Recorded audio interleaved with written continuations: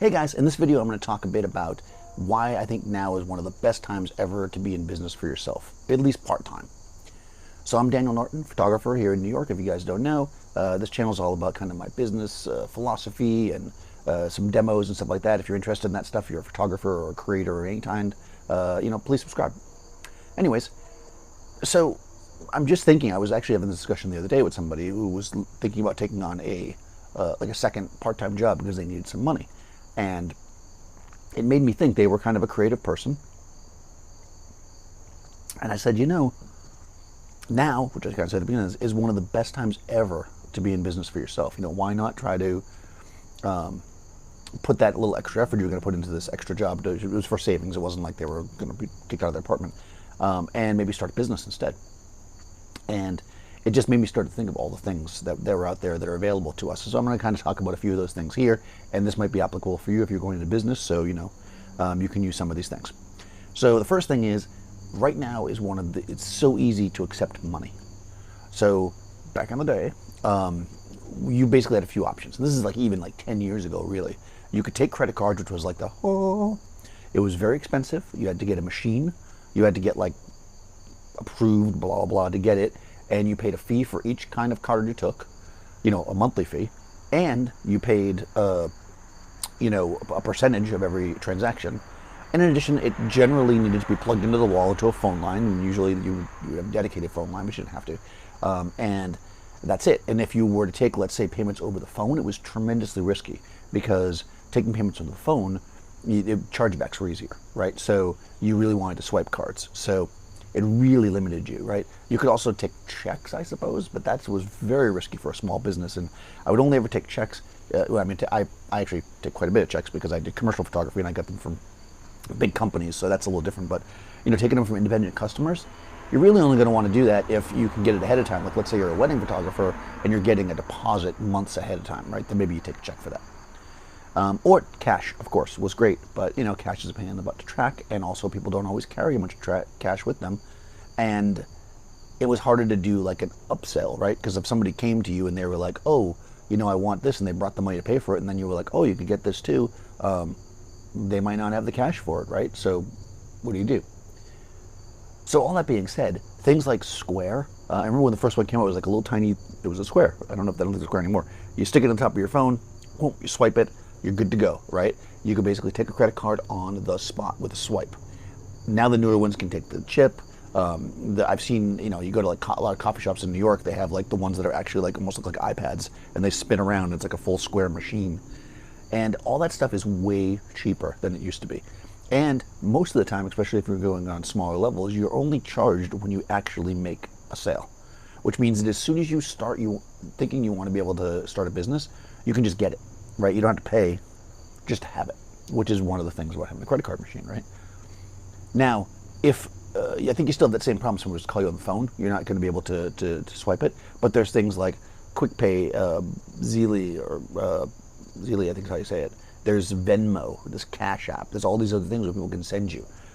I'm constantly sending and receiving money via Venmo to people, and it's amazing, right?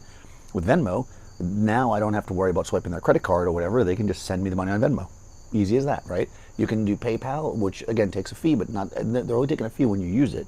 You can do PayPal invoicing, so you can actually invoice directly from PayPal. I mean, it's amazing. I mean, PayPal existed 10 years ago, but it wasn't like it is now. It definitely isn't like it is now.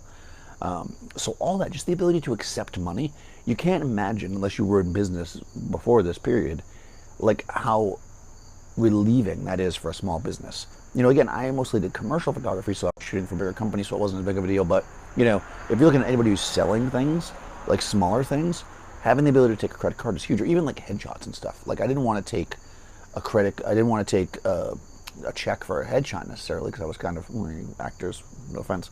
So you always wanted them to come with cash, and maybe they didn't want to carry $600 or $800 in cash in their pocket. Now they can use a credit card, and also you can take a deposit easy over the phone. So, anyways, the ability to take money is probably the biggest thing. The second thing I would say is that there's where it used to be that in order to be a business and be established, you really needed a physical location. Even if you were a photographer, a lot of times people would, I mean, I have a studio, but a lot of times people would have shared studios just to have a location, or they'd have a desk and an office that you could rent out. because you wanted to have a physical location, right? So that you could, interact with people, because the only other way was if they called you on the phone, right? So because things like email and text and DMs were not as considered as professional, Now, I mean, I've booked tons of things via text and stuff with never even seeing the person until they show up. It's like amazing, right? But the idea that you needed a physical space, and also for the advertising of it, you needed to put up signs, you need to like run in like the local newspapers or yellow pages ad, these kind of things. A lot of that stuff you can kind of do for free now. Yeah, I mean, granted, you can still run ads, and you may still do that depending on the business that you do. But the reality is, you can put up a Facebook business page for free. You can put up an Instagram for free. You can have a blog for free. All these things you can do for free. And those things are basically act as advertising, because so many people buy online and look for things online. You can go into Google Business and get yourself listed. If you look for me, don't, but I mean, you can if you want. If you look for me in Google, you'll find me. I mean, I'm there listed in New York City as a photographer. Like, I'm there, right, in Google. So, and I'm not talking about my website, I mean like Google itself. So like Yelp, all these things, right? These things are amazing, right? So they're allowing you to essentially set up a business in the cloud, for lack of a better word. And you could actually,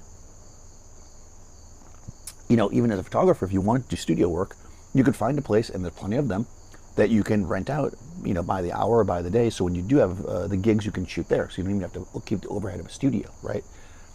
In fact, Peerspace, I'm assuming Peerspace is everywhere, but I'm not sure if it is. But Peerspace is definitely in New York, and like you can rent all kinds of spaces. I've used it. They rent studios, and they rent like offices, and they rent whatever. So you can do just about any shoot that you wanted to, real easily, and paying relatively inexpensive, right? It really is amazing how much access you have to basically free virtual business.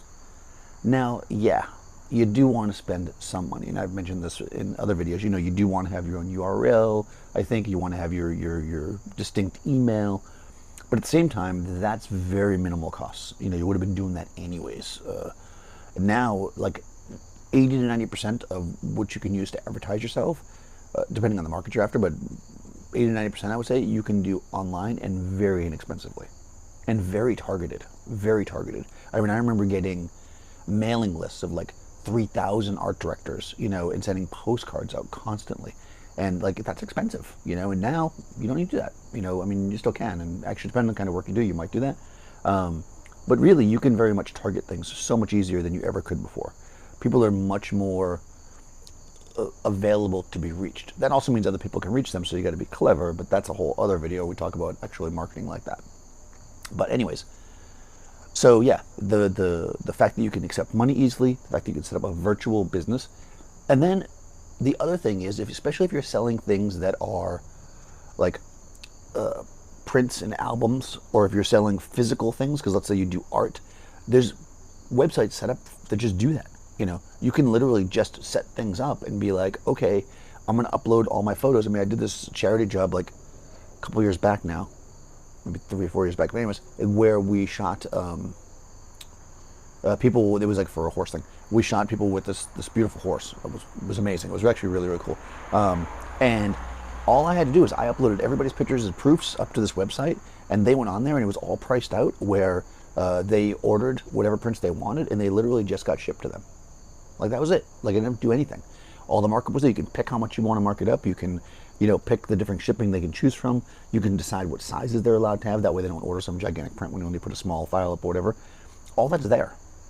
Used to be, you'd have to go to the labs, and deal with that. And I mean, maybe that sucks if you're a lab, but then again, people adjust and overcome, right? So, like, the ability to, like, have these virtual printing presses, for lack of a better reason, they can do all kinds of stuff. They can do stickers. They can do, books. They can do albums, for like weddings. They can do prints for people. They can do glass prints. They can do all kinds of stuff. I mean, Adorama also does prints.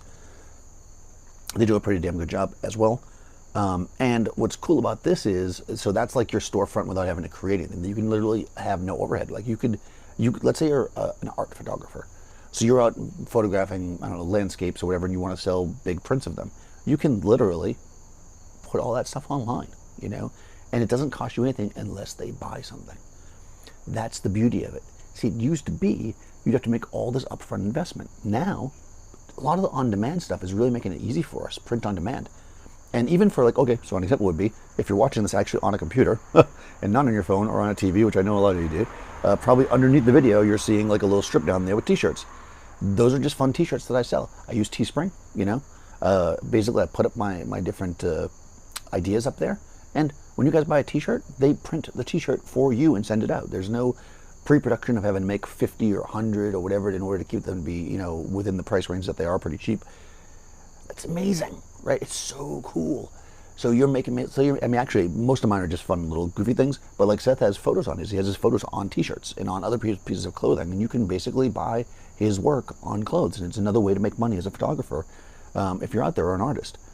You know, you can also do, if you do things that are more tactile, let's say you shoot film or you do different things like emulsion lifts and like funkier stuff like that, there's places like Etsy where people go to buy one of a kind or a small run, very special art things, right?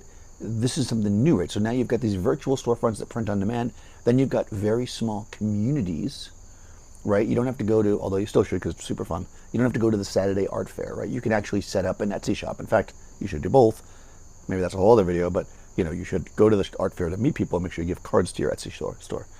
The idea being that the Etsy store is selling for you when you're not there, right? It handles everything, and then you just gotta send it out to them. So it's a little bit more work in the Etsy store, but I think you then probably make more money because now you don't have that back end. You know, it really depends on the kind of work you do. So you've got these like storefronts, right? And also locations to sell. And then I think too, one of the reasons why I think this is like one of the best times is because I think there is this overall movement where people are starting to, and I think actually even though Amazon is like this big, like some people say nasty, whatever, but big thing, because of Amazon and because so many people are buying online, and there's a lot of like, and if you don't know this, like there's lots of people, like Amazon themselves only sell a part of that stuff, but a lot of it comes from other people, right? They're putting it through Amazon.